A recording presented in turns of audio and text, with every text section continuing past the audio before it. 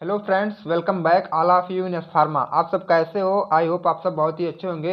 तो इस वीडियो में हम बात करेंगे friends B pharm first semester वालों की फार्मास्यूटिकल एनालिसिस। ओके, तो फार्मास्यूटिकल एनालिसिस में हम लोग कवर करेंगे अपना यूनिट नंबर थर्ड का चैप्टर नंबर फर्स्ट, जो कि है प्रेसिपिटेशन टाइट्रेशन। ओके, इसके पहले की जितने भी लेक्चर थे ऑलरेडी चैनल पर अपलोड हो गए हैं। अगर आपको देखना है तो प्लेलिस्ट आप चेक कर सकते हैं, टोटल वीडियो वहाँ पे पड़े हुए हैं। तो आज हम बात करेंगे फ्रेंड्स प्रेसिपिटेशन टाइट्रेशन का। तो आपका प्रेसिपिटेशन टाइट्रेशन क्या होता है, इसकी पूरी जानकारी आज यहाँ आपको मिलने वाली है।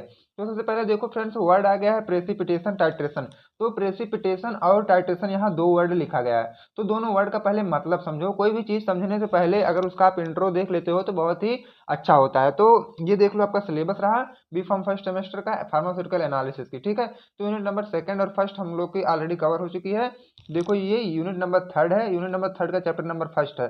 ठीक, तो इस लेक्चर में यही प्रेसिपिटेशन टाइट्रेशन का इंट्रो कवर होगा और मोअर्स मेथड क्या होते हैं ये भी कवर होगा, जो कि आपके एग्जाम के लिए बहुत ही इंपॉर्टेंट होने वाला है यार। ठीक है, तो ये देखो प्रेसिपिटेशन टाइट्रेशन।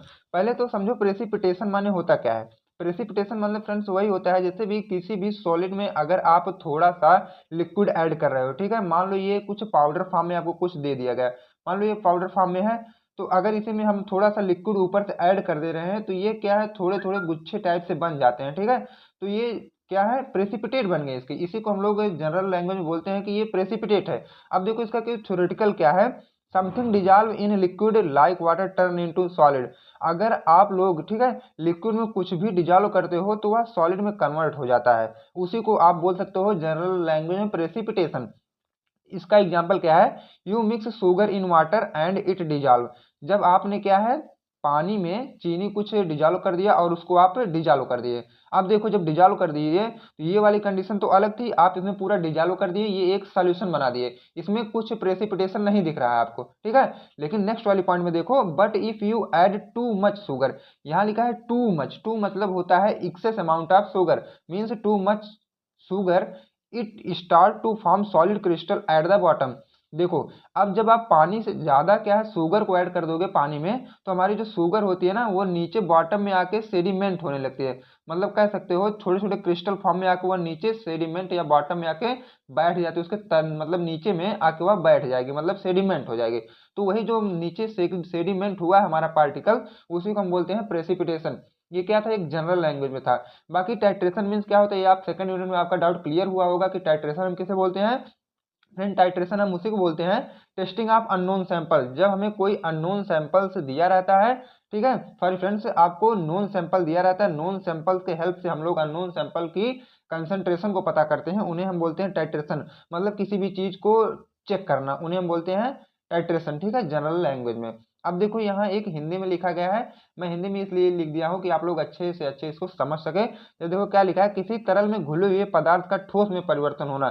जैसे कि लिक्विड में कोई भी चीज, ठीक है, लिक्विड में कोई भी चीज को अगर आप डिजॉल्व कर रहे हो, अगर वह क्या है ठोस में परिवर्तन मतलब सॉलिड में वह कन्वर्ट हो जा रहा है, तो उसे आप बोल सकते हो पीपीटी का फॉर्मेशन हो गया। तो प्रेसिपिटेशन टाइट्रेशन का आप लोग जनरल इंट्रो समझ चुके होंगे। अब देखो प्रेसिपिटेशन टाइट्रेशन हमारा जो आपके सिलेबस के अकॉर्डिंग है वो क्या होता है। ठीक है, तो देखो पहले आप एक इमेज के द्वारा समझ लो। ये है आपका एक जनरल रिएक्शन। ठीक है, ऊपर मान लो मैं क्या लिखा दिया हूँ, टाइट्रेंट, नीचे क्या है, टाइट्रेंड। ठीक है, अब ऊपर इसको आप ब्यूरेट भी बोल सकते हैं, इसको एनालाइट, मतलब नीचे जो है। अब देखो, इसमें से जब हम अपना गिराएंगे जो भी है हमारा ना टाइट्रेंट, उसमें जब आप इसमें गिराएंगे ना तो ये इससे क्या है, रिएक्शन करेगा। जब ये रिएक्शन करेगा तो रिएक्ट करके एक ये पीपीटी फॉर्म में बनाएगा। ठीक है, रिएक्शन करके थोड़े छोटे छोटे सॉलिड पार्टिकल्स बनाएगा, और वही सॉलिड पार्टिकल्स हमारे इस बॉटम में आके नीचे एक तरफ आके सेडिमेंट हो जाएंगे। अब जब यही सेडिमेंट हो जाएंगे, इन्हें हम बोलते हैं ये पीपीटी हमारे बन गए। ठीक है, जनरल लैंग्वेज में आप यही रिएक्शन को या इसी टाइट्रेशन को आप बोल सकते हो प्रेसिपिटेशन टाइट्रेशन। क्यों बोला गया, क्योंकि यहाँ हमारा नीचे सेडिमेंट हुआ पीपीटी, जिसको हमें जरूरत थी प्रेसिपिटेट, यहाँ आपको मिल गया। ठीक है, अभी मैं इसको और अच्छे से बताऊंगा। अब चलो आगे देखो कि प्रेसिपिटेशन टाइट्रेशन हम बोलते किसे, थ्योरेटिकल आपको क्या है। It is titrimetric method. ये तो सबको पता है कि यह एक टाइट्रीमेट्रिक मेथड है which involve the formation of precipitate during experiment of titration. जब आप लोग टाइट्रेशन के द्वारा एक्सपेरिमेंट करते हो तो उसमें हमारा प्रेसिपिटेट का फॉर्मेशन होता है। इसी जो भी फॉर्मेशन होता है उसी को हम लोग बोलते हैं प्रेसिपिटेट, और इस पूरी प्रोसेस को बोलते हो आप क्या, प्रेसिपिटेशन टाइट्रेशन। ठीक है। अब देखो, the titrants react with analyte and form an insoluble substance. जैसा कि मैं बताया था ना, टाइट्रेंट जब एनालाइट से रिएक्ट करेगा तो बनाएगा इनसॉल्युबल सब्सटेंस। ये देखो एक जनरल सा बनाया हुआ है आपके, ये देखो ऊपर क्या है आपका टाइट्रेंट है और नीचे क्या है एनालाइट है। जब टाइट्रेंट एनालाइट से रिएक्ट करेगा तो बनाएगा हमारा इनसॉल्युबल सब्सटेंस। ठीक है, जो इनसॉल्युबल सब्सटेंस बनेंगे एक किनारे, वही क्या है फ्रेंड, जब ये सॉलिड नेचर में रहेंगे या क्रिस्टल फॉर्म में रहेंगे या प्रेसिपिटेट में रहेंगे तो ये इंसॉल्युबल ही होंगे। ठीक है, मतलब छोटे छोटे पार्टिकल्स की तरह रहेंगे। और यही जो इंसॉल्युबल है वही आपका पीपीटी हमारा बनता है। जो इंसॉल्युबल, जो इस लिक्विड में घुले ना, जब घुलेंगे नहीं तो एक किनारे आके ये अपने चिपक जाएंगे और वही चिपके हुए पार्टिकल्स या सेडिमेंट हुए पार्टिकल को आप बोलते हो पीपीटी, मतलब प्रेसिपिटेट। तो प्रेसिपिटेशन टाइट्रेशन का मेन मोटिव वही है कि हमारे जब एनालाइट में या बॉटम में आके नीचे प्रेसिपिटेट बन जाते हैं, छोटे छोटे क्रिस्टल एक जगह कलेक्ट हो जाते हैं, तो उन्हें हम बोलते हैं प्रेसिपिटेशन टाइट्रेशन। तो आई होप यहाँ तक का आपका डाउट क्लियर हुआ होगा। अब देखो, 2 पॉइंट आपका यहाँ खत्म हुआ ना। अब तीसरी पॉइंट क्या है, the titration is continue till the last drop of analyte is consumed.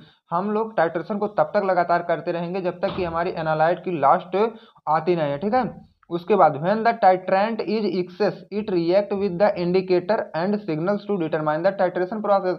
अब देखो, जब ये पूरा हो जाता है तो हमारा जो इंडिकेटर उसमें टाइट्रेंट में यूज हुआ रहता है, वही हमको मतलब सिग्नल प्रोवाइड करता है कि आपकी यह प्रेसिपिटेशन टाइट्रेशन हो गई है। ओके फ्रेंड्स, इसके बाद देखो क्या होता है।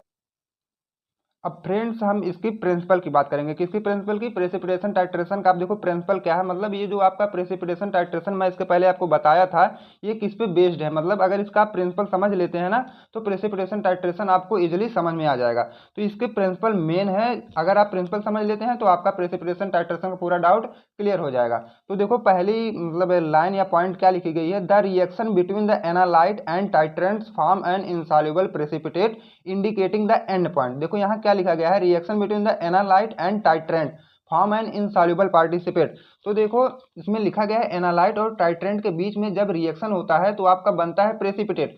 तो देखो इधर, ठीक है, आप लोग फिगर में देखो, ऊपर आपका टाइट्रेंट है, नीचे एनालाइट है। जब टाइट्रेंट और एनालाइट का रिएक्शन होगा तो आपको एक कॉर्नर में, मतलब आपके जो भी लगाए हैं एनालाइट या कॉनिकल फ्लास्क, इसके बॉटम में आपको पीपीटी दिखाई देगी, मतलब प्रेसिपिटेट दिखाई देगा। और उसी प्रेसिपिटेट को आप बोलते हो प्रेसिपिटेशन टाइट्रेशन रिएक्शन आपकी यहाँ या टाइट्रेशन हो गया। ठीक है, जब प्रेसिपिटेट का फॉर्मेशन हो जाएगा, मतलब ये छोटे छोटे क्रिस्टल का फॉर्मेशन हो जाएगा, तो आप उसको प्रेसिपिटेट बोल सकते हो, वही लिखा गया है इसमें। ठीक है, इसका एक पहला वाला डाउट आपका यहाँ क्लियर हुआ। उसके बाद देखो सेकंड वाला हमारा क्या है, precipitation titration is based on the solubility products. और यह किस पे बेस्ड होते हैं, हमारे सॉल्युबिलिटी प्रोडक्ट के ऊपर ये टोटली बेस्ड होते हैं।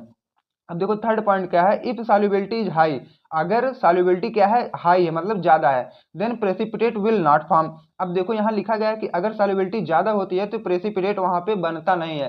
क्यों नहीं बनता? अगर वो सॉल्युबिलिटी उस साल मतलब सब्सटेंस की ज्यादा रहेगी तो वह क्या है, डिजॉल्व हो जाएगा। जब वह डिजॉल्व हो जाएगा तो बन जाएगा सॉल्यूशन। तो जब वह सॉल्यूशन बन जाएगा तो आपको क्या है, प्रेसिपिटेट वहां दिखाई नहीं देंगे, मतलब छोटे छोटे जो क्रिस्टल थे वो आपको दिखाई नहीं देंगे। और क्या है, जब क्रिस्टल नहीं दिखाई देंगे तो आपका प्रेसिपिटेट कहाँ से निकलेगा? नहीं निकलेगा ना। तो क्या है, अगर सॉल्युबिलिटी हाई है तो प्रेसिपिटेट वहां बनेगा ही नहीं। अब देखो अगर सॉल्युबिलिटी लो है तो इजीली क्या है, वहां प्रेसिपिटेट बन जाएंगे। मतलब अगर सॉल्युबिलिटी लो रहेगी तो वह क्या है, डिजॉल्व नहीं होंगे। जब डिजॉल्व नहीं होंगे तो आके बॉटम में वहां नीचे सेटल हो जाएंगे। और जब वही जो भी क्रिस्टल सेटल होते हैं उन्हीं को हम लोग बोलते हैं पीपीटी हमारी बन गई। तो फ्रेंड्स प्रिंसिपल आपको समझ में आया होगा। तो चलिए अब हम देखते हैं कि हमारे प्रेसिपिटेशन टाइट्रेशन जो भी थे वो कितने टाइप के होते हैं। तो देखो ये फ्रेंड्स मेनली जो है 3 टाइप के होते हैं हमारे प्रेसिपिटेशन टाइट्रेशन, 3 टाइप के होंगे। पहला हमारा होता है मोर्स मेथड, दूसरा होता है वोल्हार्ड एंड मॉडिफाई वोल्हार्ड मेथड। ठीक है, तीसरा है आपका फैजांस मेथड, जिसमें आपका ये इंपॉर्टेंट होता है मोहर्स मेथड। आपके एग्जाम में कई बार पूछा है, वो भी 10 मार्क में पूछा गया है। ठीक है, तो या तो एक क्वेश्चन ऐसा भी बन सकता है, डिफाइन प्रेसिपिटेशन टाइट्रेशन। ये अगर इतना पूछता है तो 7 मार्क्स में भी पूछ सकता है। उसमें एक स्पेसिफिक पूछेगा कि मोर्स मेथड किसे बोलते हैं। ओके, अब देखो हम लोग मोर्स मेथड को 7 या 10 मार्क्स के अकॉर्डिंग हम यहाँ कवर करेंगे। तो सबसे पहले देखो कि मोर्स मेथड होते क्या है। ठीक है, Mohr's method, the Mohr's method involve the use of silver nitrate solution as titrant. अब देखो इसमें हम लोग क्या है, टाइट्रेंट में, मतलब आपको अगर दिखा दूं तो इसमें हम लोग टाइट्रेंट में क्या यूज करेंगे फ्रेंड्स, यहाँ लिखा गया था कि सिल्वर नाइट्रेट का हमें लेना है सोल्यूशन। किसमें? टाइट्रेंट में हमें सिल्वर नाइट्रेट का लेना है सोल्यूशन। इसमें टाइट्रेंट जो आपके ऊपर लगता है, ठीक है। उसके बाद for determination of chloride and bromide in the presence of potassium chromate indicator, हम लोग ये किस लिए करते हैं कि हमारे जो भी सैंपल है उसमें क्लोराइड एंड ब्रोमाइड कितने प्रेजेंट होते हैं, और यह कब हमें पता चलेगा, जब हम इंडिकेटर का यूज करेंगे, पोटेशियम क्रोमेट इंडिकेटर का जब यूज करेंगे तो हमें पता चल जाएगा कि हमारे सैंपल में ब्रोमाइड एंड क्लोराइड कितने होते हैं, जब हम टाइट्रेंट में सिल्वर नाइट्रेट सोल्यूशन का यूज करेंगे। ओके फ्रेंड्स, ये डाउट आपका क्लियर हुआ होगा।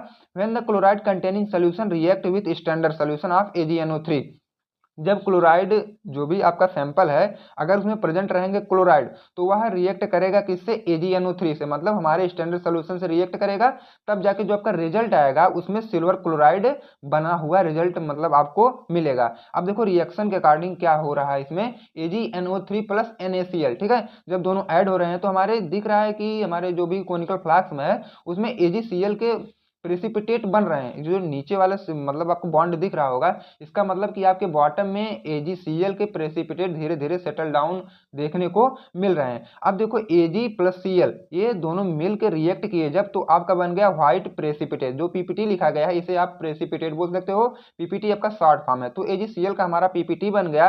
बाकी जो बचे यहाँ आपके NaNO3 ये इजिली वहां से रिमूव हो गए, जब ये इजिली रिमूव हो जाएंगे आपका AgCl बच जाएगा। ठीक है, अब देखो एंड पॉइंट पे क्या हुआ, AgNO3 प्लस K2CrO4, जब हम लोग क्या है पोटेशियम क्रोमेट इंडिकेटर का यूज किए तो क्या हुआ, रेड कलर का PPT ये भी क्या है नीचे देखने को हमें मिला। उसके बाद 2KNO3 वो धीरे से वह निकल गया। अब देखो ये जो सब आप किए हो ना, इसका प्रोसीजर क्या है, इसको हम क्या है, हम कोई भी चीज जो है थोड़े मतलब माइनर में करते हैं और सिस्टमैटिक ढंग से करते हैं। इसका प्रोसीजर आप लोग देख लो, 1.2 gram of NaCl solution is dissolved in water, then add 50 ml of this solution into volumetric flask. हम लोग क्या करेंगे, 1.2 gram of NaCl solution dissolve करेंगे पानी में, ठीक है, और उसका जो 50 ml है सोल्यूशन का उसको हम वॉल्यूमेट्रिक फ्लास्क में इंस्टॉल कर देंगे, मतलब रख देंगे वॉल्यूमेट्रिक फ्लास्क में 50 ml उसी सोल्यूशन का, मतलब NaCl सोल्यूशन का 50 ml हम लोग अपने वॉल्यूमेट्रिक फ्लास्क में रख देंगे। उसके बाद क्या करेंगे, 2 ml आप 0.1 मोल पोटेशियम क्रोमेट इंडिकेटर हम उसी में यूज कर देंगे। जो यहाँ आप सोल्यूशन लिए थे ना 50 ml, उसी में हम लोग क्या करेंगे 2 ml 0.1 मोल पोटेशियम क्रोमेट इंडिकेटर का भी यूज करेंगे। उसके बाद देखिए हमारा थर्ड स्टेप क्या है, ब्यूरेट क्या है। उसके बाद देख लो कि ए ब्यूरेट, ठीक है, a burette is filled with AgNO3 solution. जो आपका ब्यूरेट है उसमें हम लोग AgNO3 का सोल्यूशन भर देंगे। उसके बाद इनिशियल रीडिंग जो आपकी मतलब शुरुआती वाली रीडिंग रहेगी ब्यूरेट की, उसको हम लोग नोट कर लेते हैं। अब देखो उसके बाद ड्यूरिंग टाइट्रेशन के मतलब जब टाइट्रेशन आपका चल रहा होगा उसके दौरान AgNO3 रिएक्ट विथ NaCl, जो आपका AgNO3 है वह NaCl से रिएक्ट करेगा और AgCl का प्रेसिपिटेट बना देगा। ठीक है, मतलब जो AgNO3 ऊपर था और NaCl नीचे था, जब दोनों रिएक्ट करेंगे तो AgCl का प्रेसिपिटेट बन जाएगा। उसके बाद देखो नाउ अब when all the chloride ion use, जितने भी क्लोराइड आयन थे वहां पे यूज हो गए, AgNO3 रिएक्ट विथ K2CrO4, ये क्या करेंगे, जो भी आप इंडिकेटर K2CrO4 यूज किए हैं उससे भी रिएक्ट करेंगे एंड फॉर्म AgCrO4 का PPT। उसके बाद AgCrO4 का PPT बनेगा जो रेड कलर का रहेगा, वही हमारा एंड पॉइंट इंडिकेट करता है। तो फ्रेंड्स ये देख लो क्या है आपके मतलब अगर आप अपने लैब में करने जाते हैं तो कुछ इसी तरह आपको दिखाई देगा, ऊपर AgNO3 रहेंगे और नीचे कोनिकल फ्लास्क में NaCl रहेगा और टाइट्रेंट में AgNO3 रहेंगे। ठीक है, अब देखो इसके लिमिटेशन, कुछ इसके लिमिटेशन भी हैं, किसके, हमारे प्रेसिपिटेशन टाइट्रेशन में मोहर्स मेथड के कुछ लिमिटेशन है। Not possible to use titration in the presence of ammonia ion and many anion, जैसे कि S पे डबल प्लस, PO4 पे ट्रिपल माइनस ETC, इनके लिए क्या है, ये जो मोर्स मेथड थे वो पूरी सेटिस्फाई नहीं कर पाए। जैसे कि ये अमोनिया आयन और भी कई आयन हैं, इनके लिए ये जो मोर्स मेथड थे ये इनसे मतलब कह सकते हो तो संतुष्ट नहीं थे। उसके बाद not possible to use titration in basic solution, और जितने भी बेसिक सोल्यूशन होते थे उनके लिए यह टाइट्रेशन नहीं था। Otherwise it will produce silver hydroxide, क्यों नहीं था, क्योंकि जब अगर आप इनसे टाइट्रेशन करते बेसिक सोल्यूशन में तो वह सिल्वर हाइड्रोक्साइड प्रोड्यूस करने लगते थे। ठीक है, अब देखो मोहर्स मेथड में, हमारा मोहर्स मेथड का हमारे फार्मास्यूटिकल में क्या यूज होता है, ये जो मोहर्स मेथड है ना, इनका क्या फार्मास्यूटिकल में क्या यूज है। देखो क्लोराइड आयन डिटर्मिनेशन, सबसे पहले क्या है कि हमारे सैंपल में कितने क्लोराइड आयन प्रेजेंट है उसके डिटर्मिनेशन में हम लोग इसका यूज करते हैं। जैसे कि chloride ion can affect stability, और जो हमारा क्लोराइड आयन होता है वो हमारे लिए बहुत ही खतरनाक होता है। जैसे क्या आपके मेडिसिन की स्टेबिलिटी को कम कर सकता है और किसी भी ड्रग की सॉल्युबिलिटी को घटा या बढ़ा सकता है। उसके बाद दूसरा क्या है, tablet and capsule analysis, determination chloride content in tablet and capsule, हमारे कैप्सूल में कितना ज़्यादा क्लोराइड प्रेजेंट है या मतलब प्रेजेंट है उसको डिटरमाइन करता है कौन, टैबलेट, ये हमारा जो मोहर्स मेथड के थ्रू हम इसको डिटरमाइन कर सकते हैं।